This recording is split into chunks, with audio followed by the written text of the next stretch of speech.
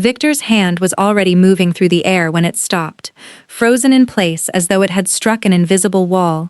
The momentum of the motion halted so abruptly that the sound of it echoed through the silent hall. Young Ho-jin's fingers had closed around his wrist with a grip that left no room for argument, his expression utterly calm despite the violence he had just interrupted in front of an entire hall of investors, executives, and press, cameras and phones already raised to capture whatever happened next. "Finish that motion," Ho-jin said quietly, his voice low and deliberate, "and I promise you, your career ends today." Victor's face drained of color as recognition dawned, slow and horrifying, exactly who he was standing in front of, his raised arm still trapped in a grip that showed no sign of loosening, his entire body suddenly rigid with the realization of what he had almost done, and to whom. To understand how a contract signing ceremony, meant to celebrate the biggest achievement of Victor's career, ended with his own hand frozen in the Korea billionaire's grip, we have to go back to the years Petra Adams spent quietly building the very success he was about to walk away with. Petra had worked double shifts for years, exhausting herself in ways that never made it into the polished narrative Victor eventually told investors about his rise. While he chased funding meetings and pitch decks for his early tech startup, she carried the financial weight of both their lives, waking before dawn for one job and clocking out late enough at the second to fall asleep still in her work clothes some nights, using every spare hour between shifts to build something of her own. 2 Illustrator applications born from her professional skill as an artist, refined patiently over countless late nights while Victor slept beside her, oblivious to how much she was sacrificing to keep both their dreams alive. She never resented the sacrifice, not for once. She believed, the way people in love often do, that they were building something together, that his success and her support were simply 2 halves of the same shared future. She stayed up sketching character designs and interface concepts long after exhaustion should have won, driven by a quiet, stubborn belief in her own work that no amount of tiredness could fully extinguish. The apps, when finally released, exceeded every expectation. The demo alone spread across international design communities within days, downloads climbing at a pace that stunned even Petra herself, glowing reviews praising the intuitive design and striking visual style she had poured years of unpaid labor into perfecting. Valuations followed quickly, and suddenly, the man who had barely noticed her exhaustion during the lean years found himself standing in rooms full of investors, eager to attach his name to her success. Victor changed almost overnight. The startup he had struggled to keep afloat suddenly flourished under the weight of Petra's viral creations, and with that success came a version of him Petra barely recognized, one who grew embarrassed by the years of struggle that had made everything possible in the first place. He began describing her to colleagues as someone who lacked ambition, someone who no longer fit the polished image he was building for himself, someone better suited to the background than the boardroom photos now filling his social media. She heard the comments secondhand, through mutual friends too uncomfortable to repeat them directly, and each time, she absorbed the sting quietly, telling herself it was simply the pressure of his sudden success speaking, not the truth of how he actually felt. There were smaller moments too, moments that stung in ways she couldn't quite articulate to anyone else. The way he introduced her at gatherings, if he introduced her at all, always trailing off before mentioning what she did, as though her profession embarrassed him, now that his own had elevated so dramatically. The way he stopped inviting her to the dinners that mattered most, the ones with investors who might ask too many questions about where the apps had actually come from. The way his voice shifted when he spoke to her at home, colder, more clipped, as though patience itself had become a resource too precious to spend on her anymore. She told herself, more times than she could count, that this was simply what success did to people, that the pressure would ease once the initial excitement settled, that the man she had fallen in love with during the lean years was still somewhere underneath the version currently chasing every investor meeting with a hunger that frightened her a little. She held on to that belief the way people hold on to things they can no longer quite justify, out of habit more than conviction. It was around this time that Jung Ho-jin first entered her life, though neither of them recognized then what that meeting would eventually become. At one of the industry events celebrating her app's viral success, a glittering affair filled with designers and investors eager to congratulate the team behind the sensation everyone was talking about. Victor had abandoned her entirely, muttering something about an urgent meeting before driving off without a second glance, leaving her stranded outside a venue she barely knew, in a city where she had few connections beyond the man who had just left her standing alone on the curb, evening traffic streaming past without a single car slowing. Ho-jin, attending the same event for business reasons of his own, offered her a ride without hesitation, his driver already pulling the car forward the moment he noticed her standing alone, visibly stranded, checking her phone with growing frustration. He didn't ask prying questions or offer hollow sympathy. He simply opened the door and said her name was on the guest list beside his, close enough that dropping her home wasn't out of his way at all, a small kindness offered without any expectation of gratitude in return. Their brief conversation during the drive revealed a mutual respect neither of them expected to find. He asked thoughtful questions about her creative process, about the challenges of designing something intuitive enough for millions of strangers to use without instruction, listening with genuine interest rather than polite obligation. He said nothing when she deflected questions about Victor's sudden disappearance, though something in his expression suggested he understood far more than he let on, the careful way he avoided pressing a subject clearly still tender. "Your work is remarkable," he told her as the car pulled up outside her apartment building. "I hope the people around you understand that." She had smiled politely at the time, assuming it was simple courtesy, unaware of how much weight those words would carry in her memory months later, replayed quietly on nights when Victor's coldness left her wondering whether anyone truly saw what she had built at all. From a respectful distance, Ho-jin continued watching her work rise in prominence over the following months, admiration growing quietly into something he rarely allowed himself to examine too closely. He had no claim on her, no reason to interfere in a relationship that wasn't his business, no matter how uncomfortable it made him to watch someone so clearly talented be treated as an afterthought by the very man benefiting most from her success. He attended the events she spoke at when his schedule allowed, always at a polite distance, never once making his presence about anything beyond genuine professional respect, though the respect had, somewhere along the way, deepened into something he hadn't fully named even to himself. Quick stop Afro-Korean Vibes community. Kindly like this video and subscribe to the channel. I would love to know where you are watching from. Kindly drop it in the comment. The signing ceremony was meant to be the culmination of everything Victor had built. A room full of powerful investors gathered to finalize contracts that would cash out both applications at a valuation that would set him up for the rest of his life. Champagne flowed freely, string lights hung overhead, and every corner of the room buzzed with the particular energy of people watching money change hands in staggering amounts. Petra stood near the edge of the hall, invited more as an obligatory formality than an honored guest, watching Victor accept congratulations from men who had never once acknowledged the years of sacrifice that made this moment possible, his laughter carrying easily across the room as he shook hand after hand. One of his colleagues, raising a celebratory glass, asked the question that would end up being the turning point. "So Victor, with a day like this, surely marriage is next? Time to make an honest woman of her, don't you think?" The room chuckled warmly, expecting a light-hearted answer, several heads turning toward Petra with the kind of polite, expectant smiles reserved for a moment everyone assumed would end in laughter and applause. Instead, Victor's face twisted into something dismissive, almost bored. "Her?" he said, gesturing vaguely toward Petra, without even looking directly at her, his tone carrying the casual cruelty of a man who had rehearsed this dismissal in his mind long before saying it aloud. No, she's useful, sure. A tool, really. I never had plans to marry someone like that." The words landed across the room like a physical blow, several guests exchanging uncomfortable glances, laughter dying awkwardly in throats that had been ready to continue celebrating moments earlier. Somewhere near the back of the hall, a glass was set down a little too hard against a table.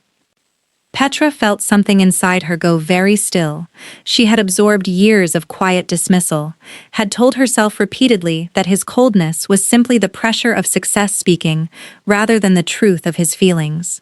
She had made excuses for the late nights he stopped thanking her for, the meetings he attended without mentioning her contributions, the interviews where her name never once came up despite everything she had built. She thought suddenly of every sketch she had drawn by lamplight after a double shift, every line of code written on a phone screen during her lunch break because there was no other time left in the day, every small piece of herself she had folded away to make room for his ambition. None of it had ever been mentioned in any of his interviews. None of it had ever crossed his mind to credit, not once, not even in passing, but hearing it stated so plainly, so publicly, in front of a room full of strangers, stripped away any remaining illusion she had been clinging to. She did not cry. She did not raise her voice. She simply set down her untouched glass, straightened her posture, and reached for her bag. Her movements deliberate, unhurried, entirely unlike the humiliated retreat the room seemed to be expecting from her. "Before anyone signs anything," she said, her voice steady and clear enough to carry across the suddenly silent hall, "I think everyone in this room should know that the core intellectual property behind both applications being sold today belongs to me, legally, entirely. My lawyer has already been briefed, should anyone wish to dispute that." The silence that followed was absolute. Investors exchanged startled glances, several already reaching for phones, murmurs rippling outward as the full weight of her statement settled over the room, contracts still open on tables suddenly feeling far less certain than they had moments earlier. Victor's face went through several rapid transformations: disbelief, panic, and finally, raw fury. "You're lying," he snapped, his composure cracking entirely in front of the very investors he had spent months courting. "Everything here is mine. I built this company." "You built a company," Petra said calmly, "using apps I designed, coded, and legally registered under my own name, years before you ever thought to claim credit for them. Check the documentation. It's all there." Victor's fury boiled over completely. He surged forward, hand rising, years of dismissiveness curdling instantly into something far more dangerous. That was the exact moment young Ho-jin's hand closed around his wrist mid-air.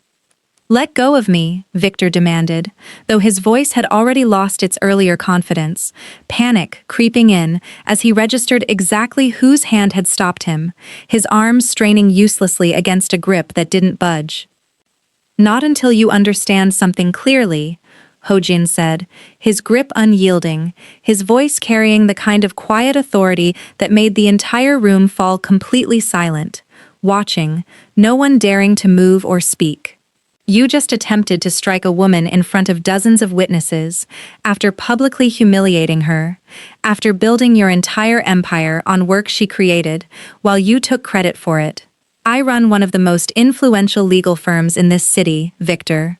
If you finish that motion, or if you so much as raise your voice at her again, I will personally ensure every contract, every partnership, every opportunity you've ever touched collapses before the week is over." Victor's arm trembled in Ho-jin's grip, fear finally overtaking the fury that had driven him only seconds earlier. He had heard the name Jing Ho-jin whispered in boardrooms, with a mixture of respect and dread, understood exactly what crossing a man of his influence would mean, the kind of quiet, comprehensive ruin that came not from shouting or threats, but from a single phone call made after the fact. "I didn't know," Victor stammered, his composure completely abandoned now. "I didn't realize you two. You didn't need to know anything about my relationship with her to understand that raising your hand to any woman in this room would have ended you," Ho-jin said, cutting him off entirely. "That should have been obvious regardless of who I am." Ho-jin released his wrist, slowly, deliberately, watching him step back with visible relief, the crowd around them still frozen, phones now openly raised, capturing every second of a moment that would circulate through the city's business community by morning. He turned to Petra, his expression softening entirely as he addressed her directly for the first time that evening. "Are you all right?" "I am now," Petra said, something like gratitude and quiet astonishment mixing in her voice, her hands still faintly trembling from the adrenaline of the last few minutes. She reached for his hand without hesitation, and together, they walked out of the hall side by side, past tables of untouched champagne and abandoned contracts, past the very colleague whose careless question had started the entire unraveling, leaving Victor standing alone amid a room of investors who had already begun quietly gathering their things, unwilling to be associated with a deal that had just publicly imploded in front of them. Several powerful businessmen followed Petra and Ho-jin out entirely, their support for Victor's ceremony evaporating in real time, phones already dialing lawyers and assistants to formally withdraw interest before the story could spread any further, without their names attached to the wrong side of it. The biggest day of Victor's career collapsed into total disaster within minutes, his own cruelty having destroyed everything he had spent months building toward. The very room that had gathered to celebrate his rise, now emptying out around him, leaving him standing alone beside contracts no one remained to sign. Because it has become clear now he wasn't who he claimed to be. Few days later, Victor attempted a desperate legal battle, hiring lawyers to challenge Petra's claim to the intellectual property she had spent years quietly developing, unwilling to accept that everything he had built his new identity around had never truly belonged to him. He filed motions claiming joint ownership, arguing that his early financial contributions to the household during her development process entitled him to a share of the resulting valuation, a claim that grew flimsier with every document his own lawyers requested. He gave interviews to smaller outlets willing to run his side of the story, painting himself as the wronged party, a man who had simply misspoken under pressure. But the recordings from the ceremony itself, circulating widely by then across every industry forum that mattered, made his version of events impossible to sustain. It proved to be a hopeless effort. Ho-jin's legal firm, thorough and formidable, dismantled every argument Victor's team attempted to construct, presenting documentation, timestamps, and registration records that left no room for dispute, years of Petra's development files, dated code commits, and original design sketches, all clearly predating any claim Victor tried to manufacture after the fact. Investors who had once eagerly awaited his signature now quietly distanced themselves from any further association with him, unwilling to risk their own reputations on a man whose public collapse had been witnessed and recorded by half the city's business elite. What began as Victor's attempt to reclaim ownership ended instead with him legally responsible for covering Petra's substantial legal fees, the final humiliating cost of a battle he never should have started, his reputation across the industry now permanently tied to the public spectacle of his own downfall rather than any achievement he might once have claimed as his own. With Victor's downfall complete and his reputation in ruins across the industry, Petra found herself, for the first time in years, working alongside someone who genuinely valued what she brought to the table. Ho-jin never once made her feel as though her contributions needed justifying, never once glanced past her in a meeting the way Victor so often had. Her creativity flourished under his quiet, consistent support, her influence expanding steadily across several of his own business ventures throughout the city, each project stronger for her involvement, her name now attached publicly to the work she had spent years creating in silence.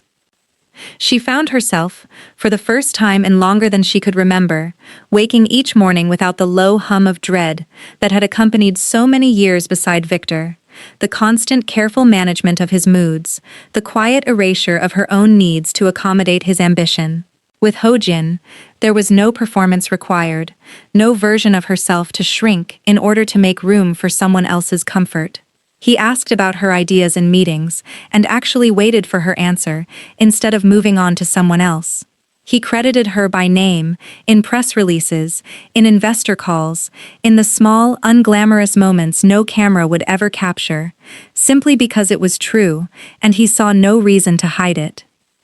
Months later, at a large industry gathering filled with the same kind of powerful faces that had once watched her be humiliated, the very room where whispers of that infamous signing ceremony had circulated for weeks afterward, Ho Jin stood before the crowd and asked her, publicly and without hesitation, to be his officially. He spoke plainly, without the polished performance so many men in that room might have chosen instead, simply telling everyone gathered exactly how much he valued the woman standing beside him, and exactly how little he cared whether anyone approved. The applause that followed was genuine, warm, entirely unlike the cold, calculated congratulations Victor had once received in that same kind of room. Petra stepped into his arms, and he held her tightly, the two of them finally standing together as equals in every sense that mattered. No imbalance of power or recognition left between them, no hidden ledger of who had given more than the other.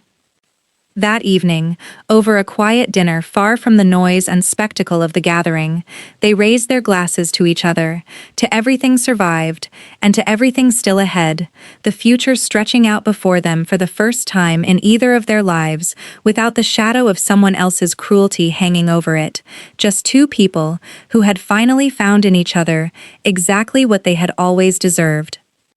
The people who quietly build others up rarely receive credit from those too arrogant to notice the sacrifice behind their own success, too comfortable in the spotlight to remember who helped carry them there in the first place. But true worth doesn't vanish simply because someone refuses to see it clearly.